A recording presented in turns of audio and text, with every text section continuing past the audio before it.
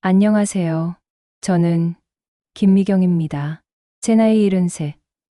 인생의 황혼이라는 말이 딱 들어맞는 시기죠. 평생을 남편과 자식들 뒷바라지하며 살아왔습니다. 남들처럼 특별할 것 없는 평범한 삶이었죠. 그런데 제 인생에 어느 날 갑자기 감춰야만 하는 아픈 비밀 하나가 찾아왔습니다. 바로 제가 평생을 사랑했던 첫사랑, 김진성 씨를 다시 만난 이야기입니다. 이 이야기는 어쩌면 불편하고 또 누군가에게는 비난받을 수도 있는 이야기일 겁니다. 하지만 제 삶의 가장 깊은 곳에 묻어두었던 너무나 뜨거웠고 너무나 아팠던 제 마음속 이야기입니다. 여러분도 이 나이가 되면 알게 될 겁니다. 인생이란 끝없이 굽이치는 강물과 같다는 것을요. 제 나이 20, 저는 읍내에서 알아주는 미인이었습니다. 하얀 얼굴에 까무잡잡한 눈썹, 수줍게 웃으면 반달이 되는 눈웃음이 예쁘다는 말을 많이 들었죠. 그때 제 마음에 들어온 사람이 바로 김진성 씨였습니다. 진성 씨는 읍내 제일 가는 부잣집 아들이었습니다. 훤칠한 키에 선한 눈매, 늘 저를 보면 싱긋 웃어 보이던 그 웃음이 제 마음을 송두리째 흔들어 놓았죠. 우리는 읍내 다방에서 만나 몰래 사랑을 키워갔습니다.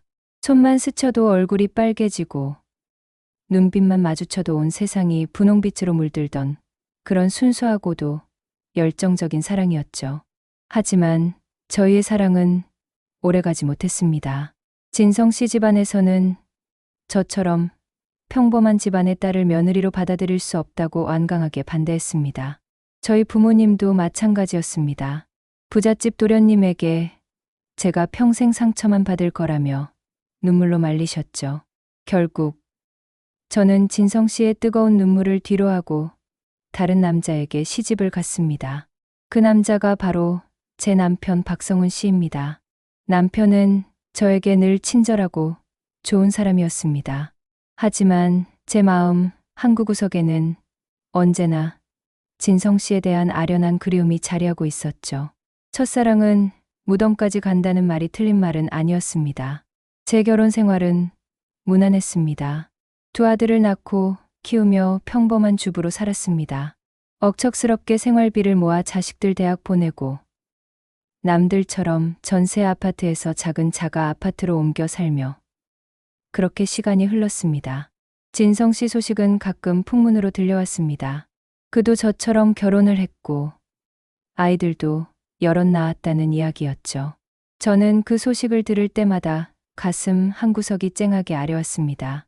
행복하게 잘 살고 있을 그를 생각하면 안쓰러우면서도 왠지 모를 질투심이 저를 괴롭히기도 했죠.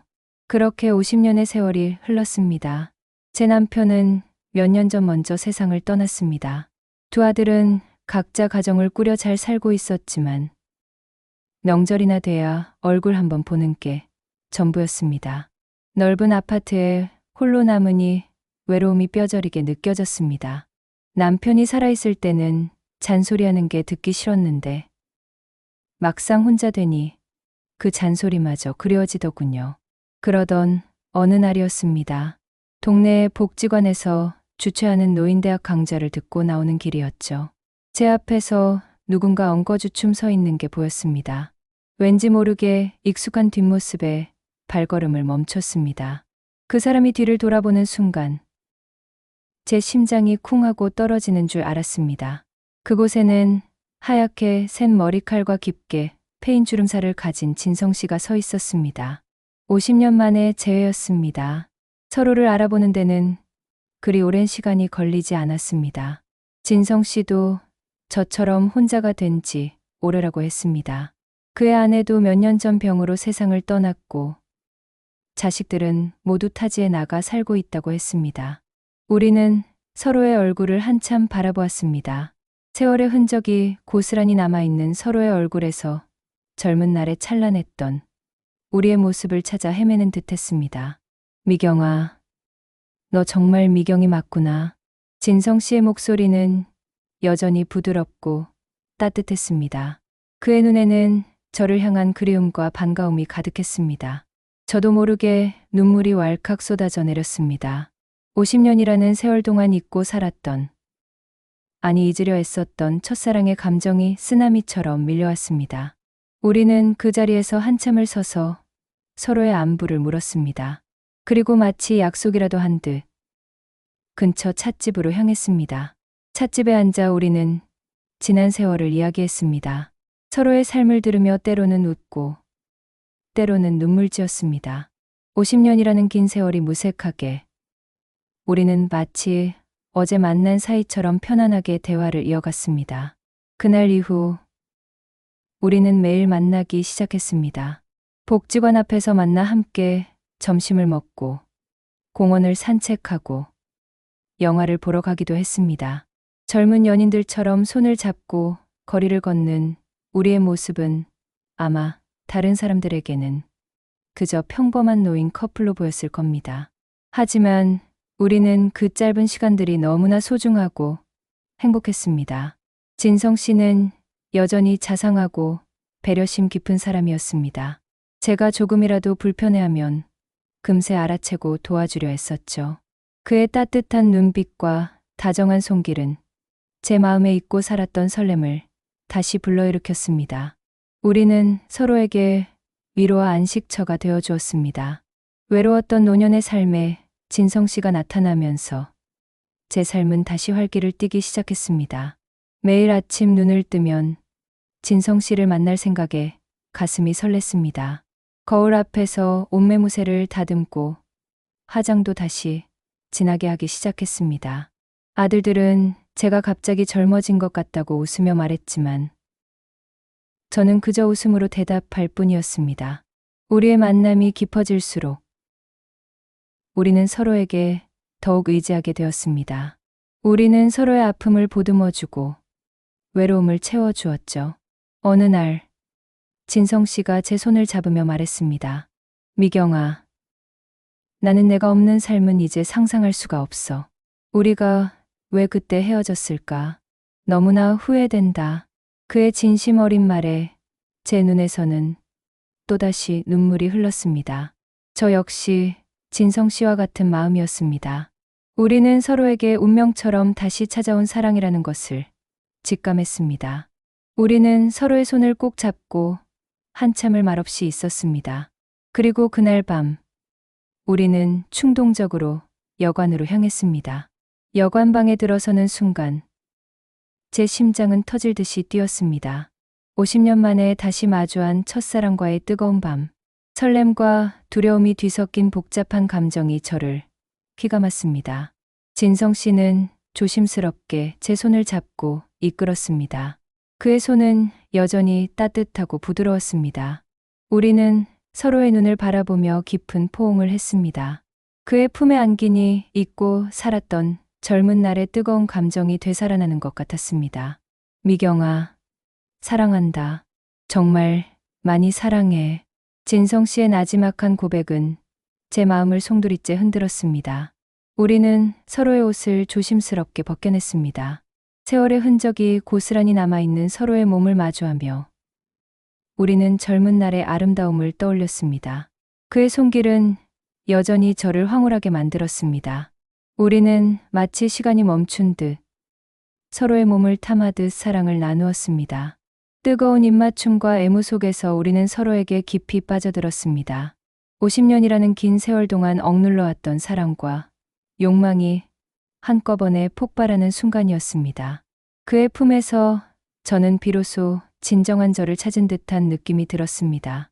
모든 것을 잊고 오직 그와 저만이 존재하는 듯한 착각에 빠졌습니다. 밤은 깊어지고 우리는 서로를 꼭 안은 채 잠이 들었습니다.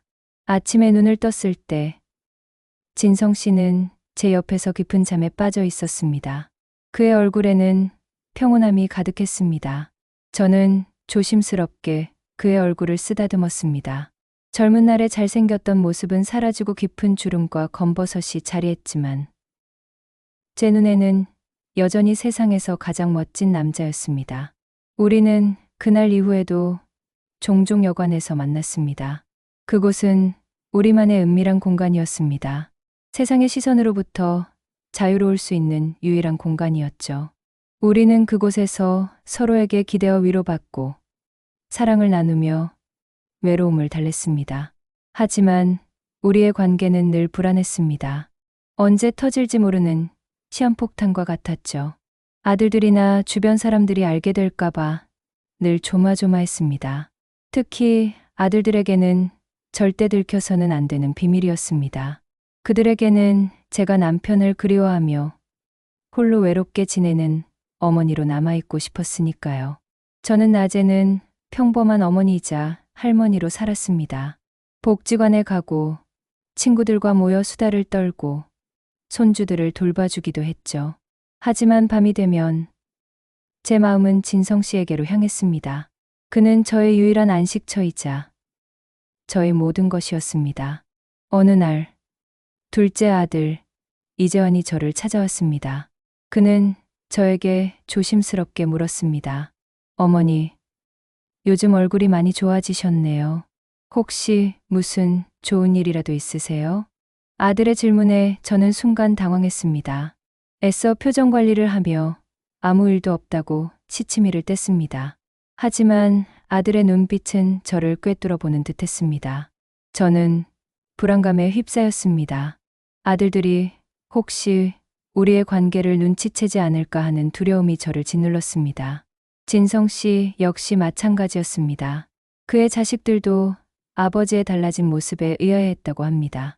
우리는 서로에게 더욱 조심해야 한다고 다짐했습니다. 우리는 만나는 횟수를 줄이고 사람들의 눈을 피해 더욱 은밀하게 만났습니다. 하지만 금지된 사랑은 더욱 뜨겁게 타올랐습니다. 어느 날 우리는 함께 여행을 가기로 했습니다. 조용한 시골 마을의 작은 펜션을 예약하고 마치 젊은 연인들처럼 설레는 마음으로 길을 떠났습니다. 펜션에 도착해서도 우리는 늘 불안했습니다. 혹시 아는 사람이라도 마주칠까봐 숙소 밖으로 잘 나가지도 못했죠. 하지만 그곳에서 우리는 짧지만 행복한 시간을 보냈습니다. 낮에는 손을 잡고 강변을 거닐고 밤에는 서로의 품에 안겨 잠이 들었습니다. 우리는 서로에게 지난 세월의 아픔을 고백하고 서로의 상처를 보듬어 주었습니다. 진성 씨는 제게 평생 숨겨왔던 이야기를 털어놓았습니다. 미경아, 사실 나는 내가 떠난 후에도 너를 잊은 적이 없어. 너와 헤어지고 나서 결혼했지만 내 마음속에는 늘 내가 있었어. 그래서 늘 외로웠고 공허했어. 진성 씨의 고백에 저는 하염없이 눈물을 흘렸습니다. 저 역시 그와 같은 마음이었으니까요. 우리는 서로를 끌어안고 한참을 흐느꼈습니다. 그 순간 우리는 세상에 오직 둘만 존재하는 듯한 느낌이 들었습니다. 우리는 서로에게 비로소 모든 것을 털어놓을 수 있는 유일한 사람이었습니다. 하지만 행복은 잠시였습니다. 펜션에서 돌아온 지 얼마 되지 않아 충격적인 소식이 들려왔습니다. 진성 씨의 큰아들 이성진 씨에게서 전화가 온 겁니다. 그는 저에게 다짜고짜 소리쳤습니다. 아줌마, 대체 저희 아버지한테 무슨 짓을 하신 겁니까? 아줌마 때문에 저희 가정이 풍비박산 나게 생겼다고요. 영문을 몰라 당황한 저에게 성진 씨는 믿을 수 없는 이야기를 털어놓았습니다. 진성 씨의 막내딸 이은정 씨가 우연히 진성 씨의 짐 속에서 제가 쓴 편지를 발견했다는 겁니다. 편지에는 우리 둘만의 은밀한 이야기들이 담겨 있었고 그것을 본 은정 씨가 모든 것을 알게 되었다는 거죠. 진성 씨의 자식들은 저 때문에 아버지가 정신을 차리지 못하고 있다며 저를 비난했습니다. 저는 너무나 충격을 받았습니다. 온몸의 피가 차갑게 식는 것 같았습니다. 제가 상상했던 최악의 상황이 현실이 된 겁니다. 진성 씨에게 전화를 걸었습니다. 그는 이미 모든 것을 알고 있었습니다. 그의 목소리에서는 깊은 절망감이 느껴졌습니다. 미경아, 미안하다. 내가 다 잘못했다. 내 불찰로 내가 이런 고통을 겪게 하는구나. 저는 진성 씨에게 괜찮다고 다 제 잘못이라고 말했습니다.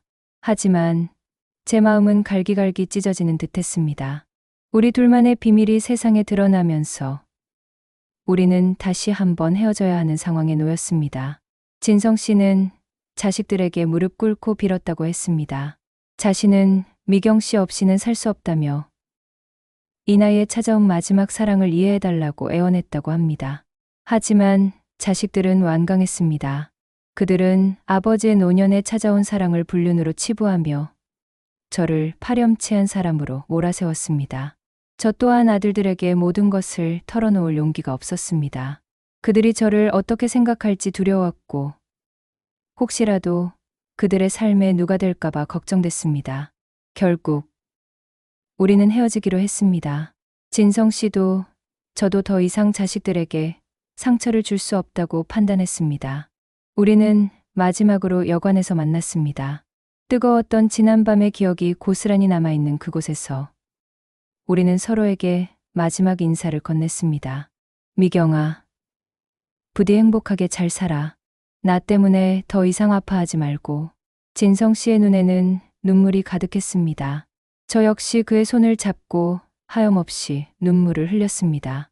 50년 만에 다시 찾아온 사랑은 이렇게 비극적으로 끝나는구나 하는 생각에 가슴이 미어졌습니다. 우리는 서로를 꼭 안아주었습니다. 마치 마지막 순간인 것처럼 서로의 온기를 느끼려 애썼습니다. 그날 밤 우리는 더 이상 뜨거운 사랑을 나누지 않았습니다. 그저 서로를 마주 보며 말없이 눈물만 흘릴 뿐이었습니다. 헤어진 후 저는 다시 홀로 남았습니다.